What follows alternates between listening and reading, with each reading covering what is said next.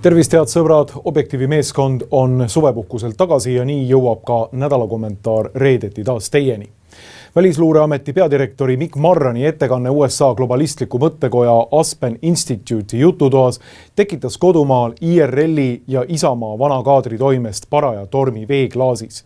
Luurejuhi umbmäärastele väidetele, et tuvastatud on poliitikutest, ajakirjanikest, diplomaatidest ja ärimeestest koosnev Vene mõjuagentide võrgustik, asusid üksteise võidu lihaluudele laduma Eerik-Niiles Kross, Mart Laar ja IRL-ist putku pistnud ja poliitilisest unustusest Eesti 200 liikumise abil taas püünele punnitav Margus Tsahkna, kes nagu ühes suus süüdistasid Venemaa mõjuagendiks või vähemalt kasulikuks idioodiks olemises konservatiivse maailmavaate kandjaid, lääne liberalistlikule peavoolule vastandujaid ning täpsemalt EKRE-t ning selle juhti Mart Helmet.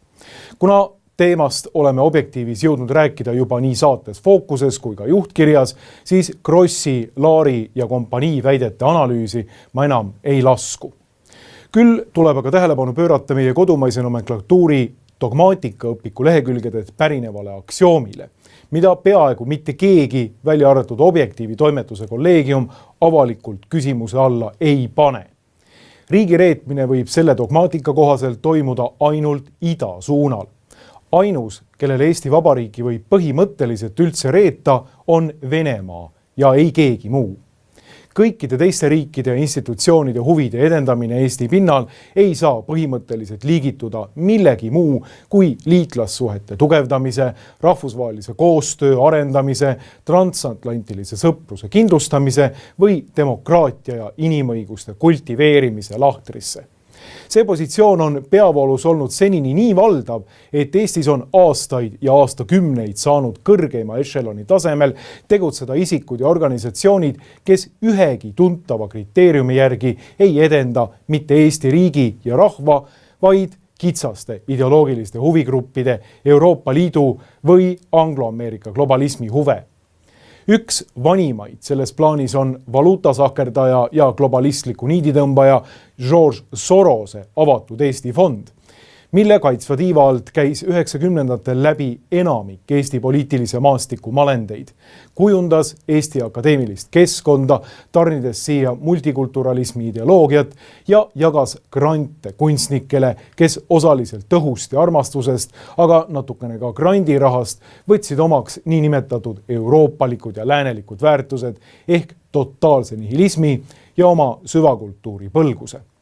Kõige huvitavam on aga see, et kui Sorose fond saavutas status quo, milles omad joped olid saavutanud olulised positsioonid ühiskonnas, kirjutati avatud Eesti fond südamerahuga riigieelarve reale. Tänaseks oleme saavutanud olukorra, kus nii Sorose fond, homoorganisatsioonid ja inimõiguste keskused ilutsevad riigieelarve real ning maksumaksja tasub ustavalt temale ja teistele kaaskodanikele tehtava ajupesu eest. Teine organisatsioon, mis Eestis on kanda kinnitanud, on Euroopa poliitikaanalüüside keskus CEPA ehk Center for European Policy Analysis, mille ekspertide seas leiduvad muuhulgas Postimehe valvesõjahüsteerik Edward Lucas ja endine Postimehe ajakirjanik ning president Ilvese nõunik Urve Eslas. Asutus ise määratleb end Ida- ja Kesk-Euroopas tegutseva mittetulundusliku organisatsioonina, mille eesmärgiks on edendada nende maade püsivaid ja lähedasi sidemeid USA-ga. CEPA soovib välja kujundada uut poliitikategijate ja mõjutajate seltskonda, uut atlantitsistide põlvkonda ehk anglo-atlantilise globalismi edendajaid Euroopas. Organisatsiooni rahvusvahelise nõuandekogu liikmete hulka kuulus muuhulgas eelmise aasta mais lahkunud USA tippglobalist Zbigniew Brzezinski.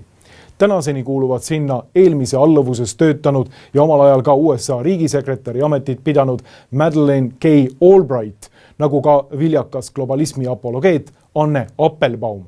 Ent teatavasti valiti nõuandekogu liikmete hulka 2014. aastal veel Eesti presidendi toolil istunud Toomas Hendrik Ilves. Kui veel ei piisa saamaks aru, kelle ja mille huve Euroopa poliitikaanalüüside keskus tegelikult edendab, siis tasub pilk heita organisatsiooni annetajate ja toetajate leheküljele ehk teostada operatsioon Follow the Money, järgi raha liikumist. Toetajate seast vaatavad meile vastu USA sõjatööstuse hiiud nagu Bell Helicopter, Boeing, Chevron Corporation, Lockheed Martin Corporation, Sikorsky Aircraft, Textron Systems ning lõpuks ka USA kaitseministeerium ise. Just, SEPA edendab USA sõjatööstuskompleksi ja angloameerika globalismi huve, mille perspektiivist on Eestil ainult üks oluline voorus. See, et 200 kilomeetri kaugusel meie piirist asub Peterburg. Kui keegi arvab tõsimeeli, et Lockheed Martin Corporation, USA kaitseministeerium ja kadunud Zbigniew Brzezinski on või olid siin selleks, et kaitsta meie laulupidu, Eesti riigi ja rahva huve ning teha meile meie tubliduse eest üks kena pikk pai, siis peab olema tegu imbetsilliga. Miks pole keegi imestanud, kas Sorose fondi või Euroopa poliitikaanalüüside keskuse kaader pole mitte otsesed välismaised mõjuagendid Eestis? Miks sellist küsimust pole meie peavoolumeedias isegi mitte puudutatud? Ometi näeme, et organisatsiooniga on seotud mitmed ajakirjanikud ja isegi president Ilves. Ent tulles kommentaari lõpuks tagasi Välisluureameti peadirektori Mikk Marrani avalduse juurde, siis tasub mainida, et see oli esitatud üritusel, mille on korraldanud globalistlik mõttekoda, nagu kommentaari alguses ütlesin, The Aspen Institute. Kui Eesti Vabariigi iseseisva riigi Välisluureameti juht räägib oma juttu organisatsioonis, mida finantseerivad sellised USA globalismi raskekahurväelased nagu Carnegie Corporation, Rockefeller Brothers Fund, Gates Foundation, Lumina Foundation ja Ford Foundation, siis peaks selle avalduse kontekst ise tekitama juba teatavaid küsimusi. Ent meie totaalse läänepimeduse kohaselt ei nähta selles midagi kummastavat ning kordagi ei esitata isegi küsimust, kas ei täida sellisel üritusel esinemine angloameerika globalismi mõjuagendiks olemise eeldusi. Igal juhul, kui juba kord rääkida mõjuagentidest, siis tasuks paljastada kõik mõjuagendid, sõltumata sellest, kas nad töötavad Kremli või Washingtoni palgal. Ühe iseseisva riigi ühiskondliku arutelu läbipaistvusele peaks nõnda toimimine ju vaid kasuks tulema. Mina olen Markus Järvi, Objektiivi toimetaja.